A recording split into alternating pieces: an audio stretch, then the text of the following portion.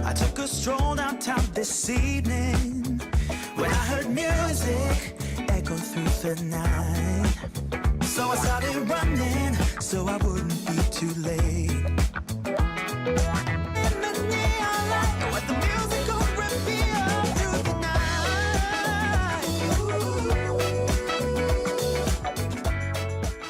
night. Welcome everyone to Coaching in Session. My name is Michael Rearden and I'll be your mindset coach today.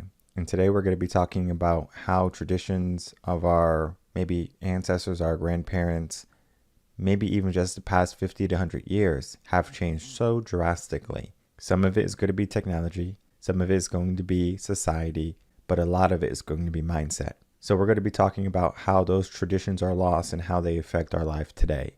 If you're new to the channel, make sure to like, comment, subscribe, and to share this video and or audio. Now, if we're looking at technology is a good thing, right? I'm not here saying that technology is a bad thing, because if we didn't have the technology that we have today, I might not be doing this podcast, for example. I might not be able to reach you, whether it be via YouTube, your favorite podcast app, whatever you can think of about how technology made advances, we probably utilize it in some way. I utilize it in some way, and it makes my life easier. Just because it makes my life easier doesn't mean that my life is easy, or it doesn't mean that I have to make myself weak. What people tend to do is they get into this mindset where they use technology as a crutch for them not to act. So critical thinking is out the window. Being emotional and cordial is out the window. But why? Why can't we hold some of our traditional values in this modern society? And the reason is because modern society has taken a hold of our mindset in a way to make us believe a certain thing. And if we don't go along with that, then we're crazy, or we're going against the grain, and now we're not accepted. And pair acceptance is so big nowadays. So today, that's what we're going to be unraveling and getting a better understanding of, because if we can get back to being traditional in a modern society, and it's not so much of the traditional that you might be thinking of, it's a state of mind. So let's get into that blog that's going to be talking about the loss of traditions. If you're new to the channel, make sure to head over to RevenConcepts.com, and you can always just go to the resource tabs, go to blogs, and then you will find the most recent blog, which is the loss of traditions. You will be able to get to this blog directly via the description box, so you can just go click the description box below, and then you'll go right to this blog. Now, the loss of traditions is going to be talking about how our life has been changing over the years. And it's going to be talking about mindset, and it's going to be talking about how society has moved in an unhealthy manner. And it's not so much that we're talking about fairness here. We're talking about an unhealthy manner, which is the cause and effect. I took a Clifton test, and it's kind of like a strength test to see where you are. One of my strengths is actually cause and effect. And I remember talking to people about this, the cause and effect of things, right? I'm able to see, well, if we do this, this is the outcome. So when I'm helping people and coaching them, I'm able to see the cause and effect of what the outcome is going to be. So sometimes people are so worried about the outcome, and I'm like, well, we already know the possible outcomes. This is the best case scenario. This is maybe a mediocre, and this is the worst case scenario. This is how we avoid the worst case scenario. And this is how we can get ourselves to a better scenario, right? So we have a plan. It's not guessing work. It's not guesswork. It's not trial and error. So if we can get more into that mindset of we can get to whatever we want, we have to understand that. So I have that ability. That's one of my skills, one of my strengths, to help people see the cause and effect. And the cause and effect of the loss of traditions has made society more fragile, made them weaker per se. So we have our soy boys, and we have our people who have their pronouns, and we have all the people who are upset if there's a political overturn of something. There is so much that can upset someone. Before, we could probably say our piece, and at the end of the day, you keep your peace, and then we're able to kind of go different ways if we didn't like each other. Or we can say, you know what, I'm just not going to talk to that person anymore about this. Now it's like everyone is in their own little clique, where if you're not a certain political party, if you don't have the same ideas as me, if you don't have the same vaccines as me, then guess what? We can't be friends. We have gone so far from where we were that now many people are just lost together, thinking that since they're around people, that they're in the right place. Well, have you ever tried to follow a lost person in the forest? And you're like, oh, look, there's a person. He looks like he knows where he's going. Well, he's just walking around the forest. And before you know it, it's sundown. And you finally get the courage to ask him, saying, hey, how long until we get out? And the guy replies, I've been here for a week. What was the point, right? We look at someone and we're hoping, oh, this person knows what he's doing. This person is going to be able to help us. And in his way, we might think of that, in our leaders and in the people we follow. But you have to kind of take that reign. That traditional type of way of thinking is going to be talking about how people were leaders, not followers. There's nothing wrong with following someone. But then at the same time, when do you stop following someone and become a leader in your own regard? Many people would choose to follow until they can't follow no more. It's been a week in the forest and I'm looking for the way out and I can't find the way out, even though I'm following this person that's supposed to know what's best. It's kind of iffy, right? Where we look at the loss of traditions or how we used to do it, and then we compare it to what we do today. And I know it can be difficult for people to realize that things are changing, times are changing. And for that, sometimes people might get in their feelings again and they might get hurt because they are operating under their current state of mind, their current set of values and beliefs and their identity. And it's going to be difficult for them to understand the changes that need to occur, and then maybe even difficult for them to see the changes that has happened. So the changes that we're going to be talking about today that are in the blog are going to be talking about 3 different areas. And the way I'm going to be breaking it down is, first, we're going to be talking about food and health. Then we're going to be talking about career. And then we're going to be talking about relationships, sex, men and women. And of course, this is for your reading pleasure. So make sure to check it out. There's more examples. It goes a little bit deeper. And I'm taking the podcast a different way because it's a tough subject to really get a hold of. And the best way I have found to get a hold of it is to say it in a certain way on camera or on audio for you to listen to. It's a different type of text where if you're reading it, you're like, I hate this guy. This guy's terrible. Maybe, right? Now, what I'm trying to do is just to have you understand. I don't want you to feel like I'm your enemy. If you do that, then that's your mindset, right? Where you're making enemies out of friends. Feel free. I'm not here to belittle what you do or to say someone is wrong. What I'm here to tell you and to show you today is to make it prevalent on how we have changed over the past 100 years, and then you can make the adjustments, because the way cause and effect works is you have to know the history in order to know the future. We're going to talk about the history and we're going to look at the future, and my goal for you is to be in the best future possible. So if you're interested, of course, we're going to be diving down into that right now. So one of the first areas that has changed in time is the idea of being traditional in the sense of food and health. Now, we'll talk about food first and then we'll talk about health.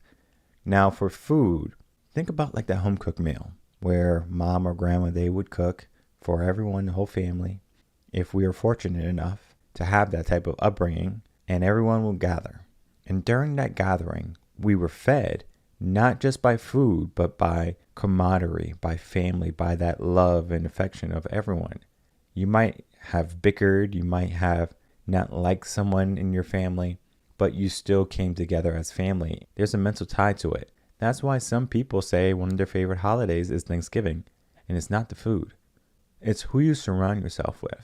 And sometimes we get into the habit or the state of mind that we're going to only surround ourselves with people who have the same mindset, or once in a while our family, where we're having a hard time with family, we're not going to associate with them quite often. We kind of lose that home cooked meal. So what we did was we went out and we got fast food and we started to live a fast paced life. But what happened was that fast food actually slowed us down, because now we're not getting the proper nutrients we need from our meals for our brain and our body to develop the right way. So we're getting an abundance of calories, but not enough nutrients. So you can eat a hamburger from McDonald's or Burger King or Taco Bell or whatever you want to get to eat. And though that food is going to fill you up, it doesn't fulfill you. It doesn't give you what you need in order to be successful.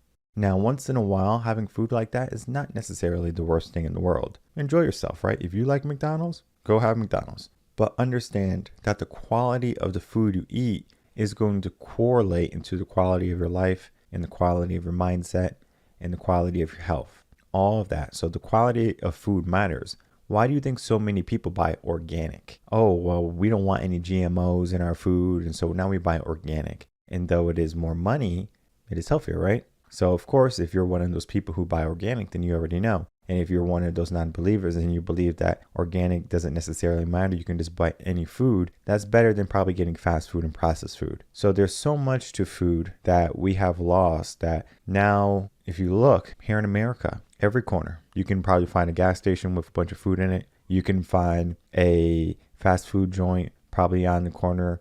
Maybe if you're on the main road, you're going to be probably going every quarter mile without finding a fast food place. So you have so many options, and all those options are convenient. So I can have convenience in my life and not have to worry. I don't have to go home and cook, because if I cook, I have to clean and then I have to prep. And I mean, it's a lot of work to cook. I'm not going to lie. When I started living by myself and having to cook, I realized firsthand, well, this is a lot of work.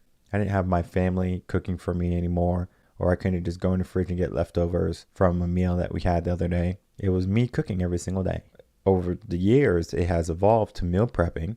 So now I can meal prep for a couple days at a time. So I'm not just behind the stove every single day. Now, what that did for me was it really helped me get better control of my body. Because if we know nutrition and we know health, then nutrition, the foods we eat, are going to play a critical role in how our body looks. And if we look at our body, we can either love it, we can hate it, or we can pretend everything's okay. And what has happened in our modern society is that you look in the mirror now and you're accepted no matter how you look. But subconsciously, you're not. The subconscious mind or the subconscious thoughts are not going to allow the conscious thoughts to take over easily.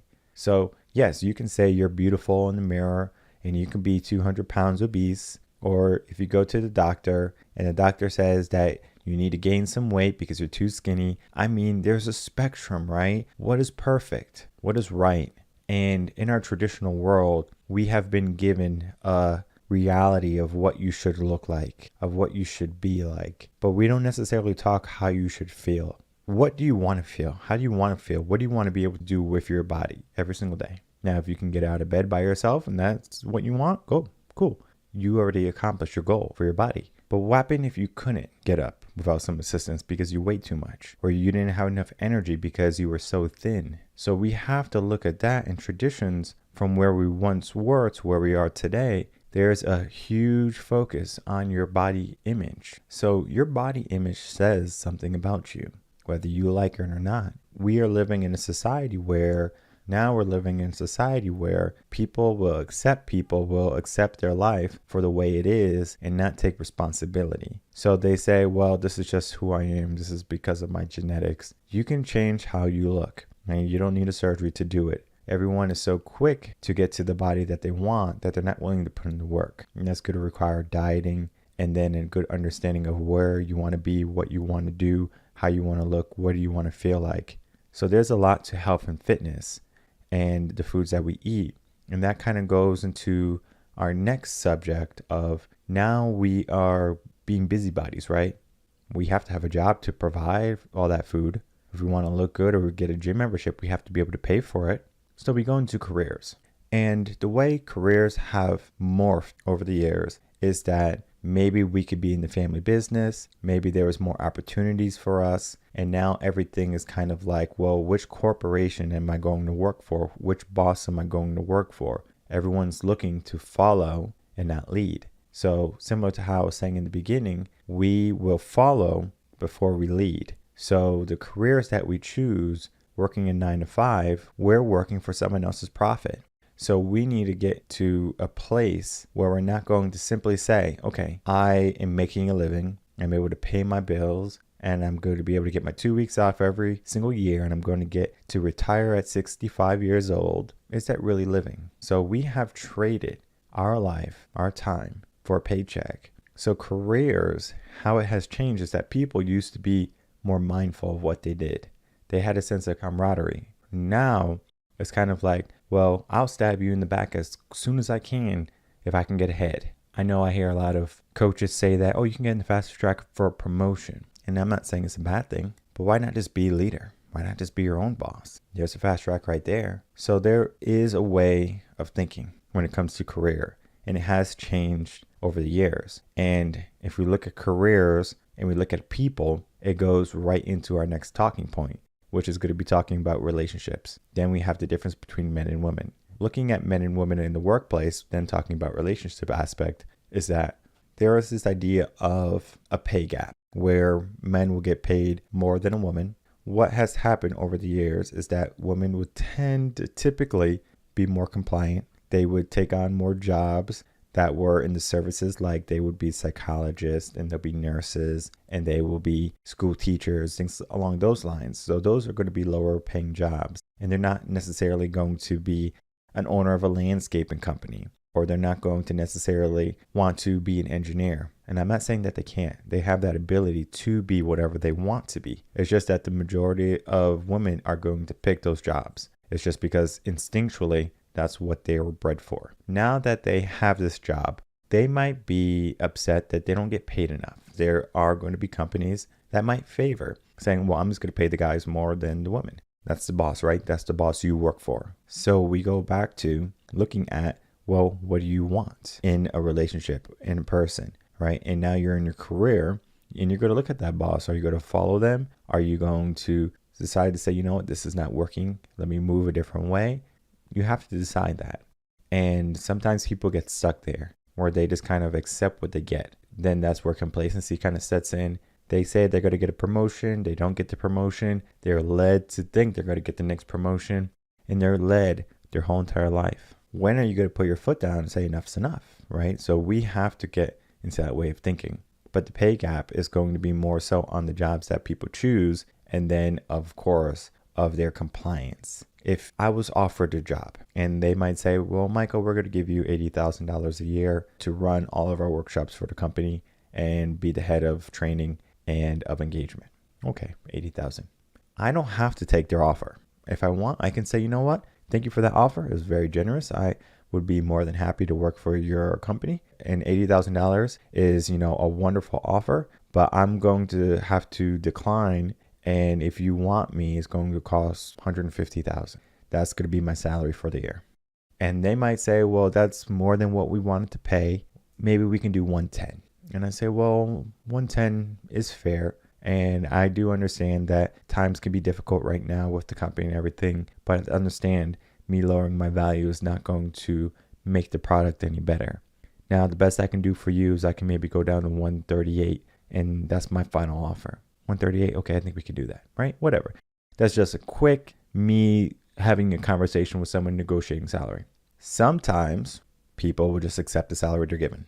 And it happens more frequently with women. Not saying that women don't do it. So if you're listening and you're one of the women who have negotiated a salary, kudos to you. You're doing wonderful. But if you take a job and they give you the salary and you're like, okay, I'm just going to accept it, that is who you are. Now you can change that too.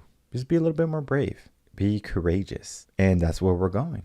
Women are being wonderful. They're being brave. They're being unashamed. Doesn't matter how they look. It doesn't matter what they do or how they act. They're going to stand together. And if we look at the number of women coaches to male coaches, or the number of female coaches who help women only, that number is drastically more than men.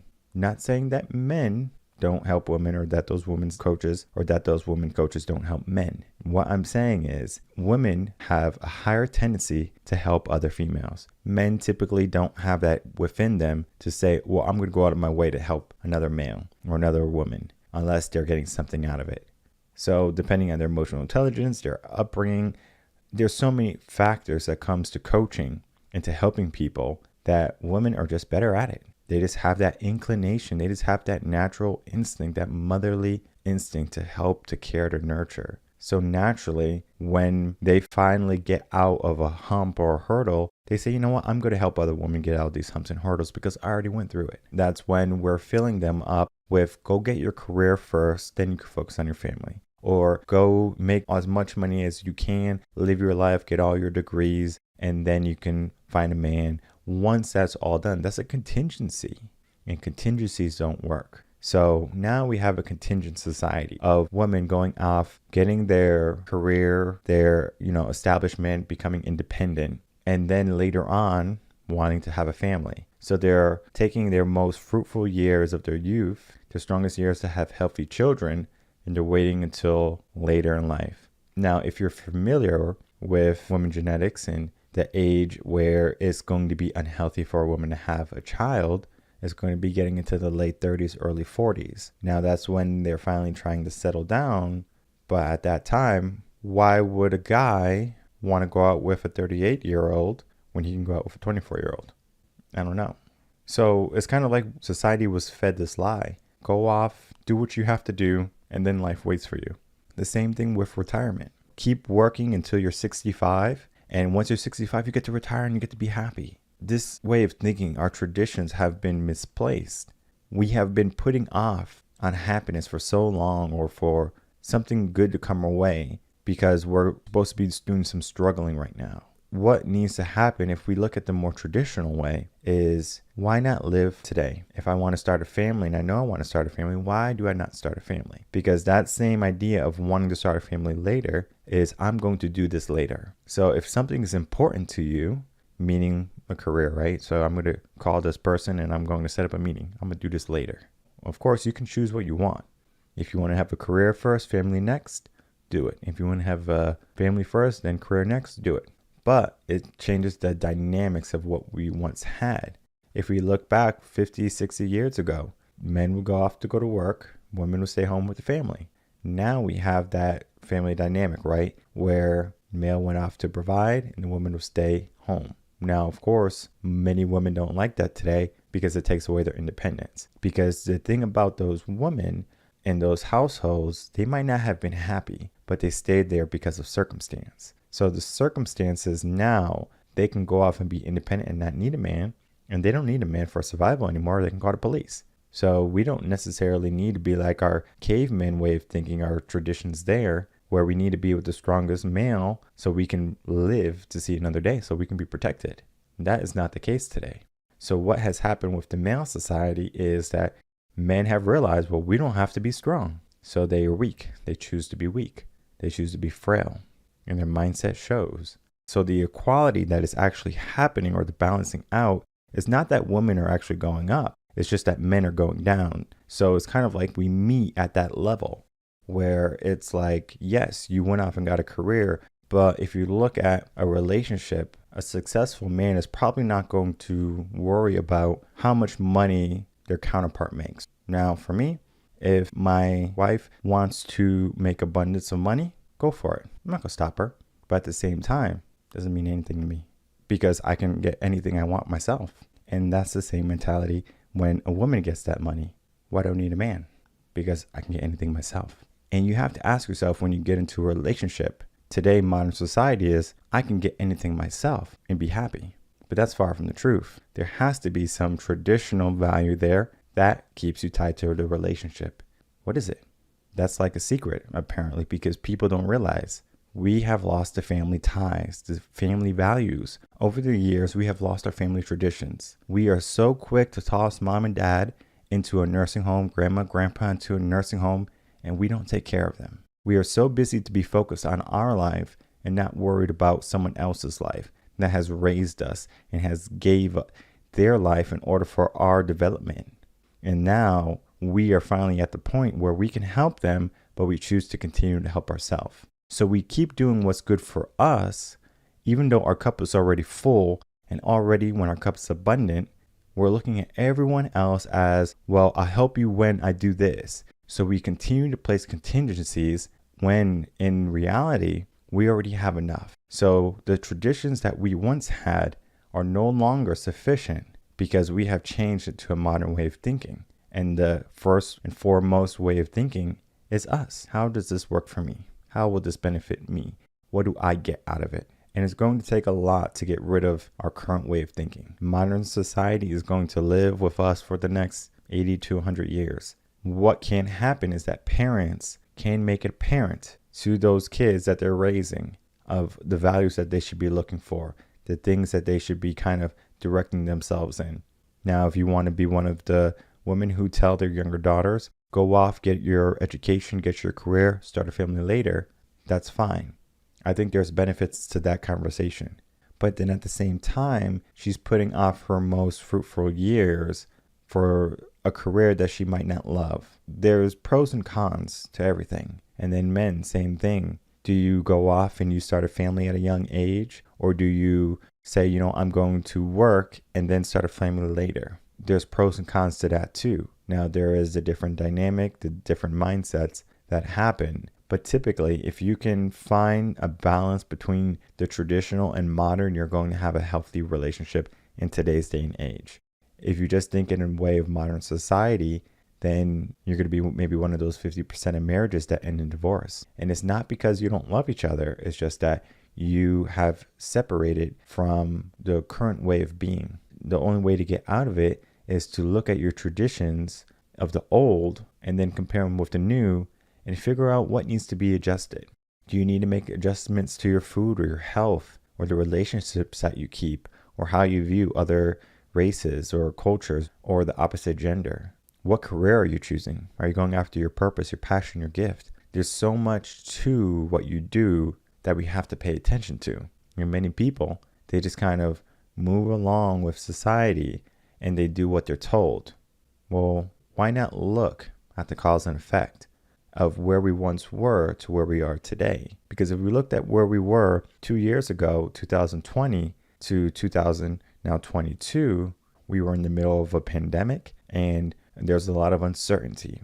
And 2 years later, there's even more uncertainty, but it's not because of a pandemic. It's because of poor leadership.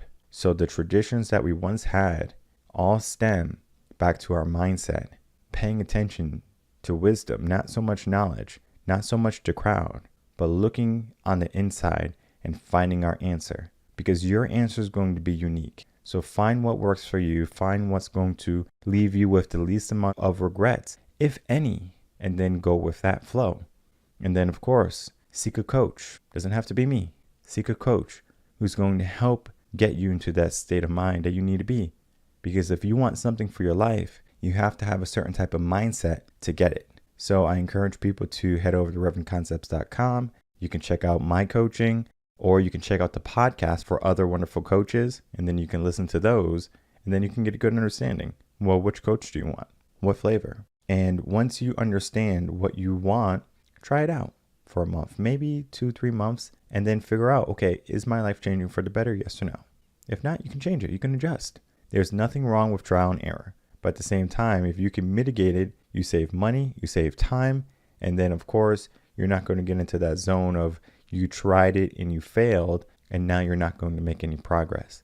So there's a lot to it, and the only thing you have to do is be aware. And a lot of people right now are living in a state of blindness when the only thing they have to do is open their eyes. And after they open their eyes, they have to open their mind. And then after they open their mind, they can finally say the truth. And that truth is going to be what you should go after in life. My name is Michael Rearden. I'm a mindset coach. If you have any questions, you can email me coachinginsession@gmail.com. And I will see everyone on the next episode of Coaching in Session. Until then, everyone, take care.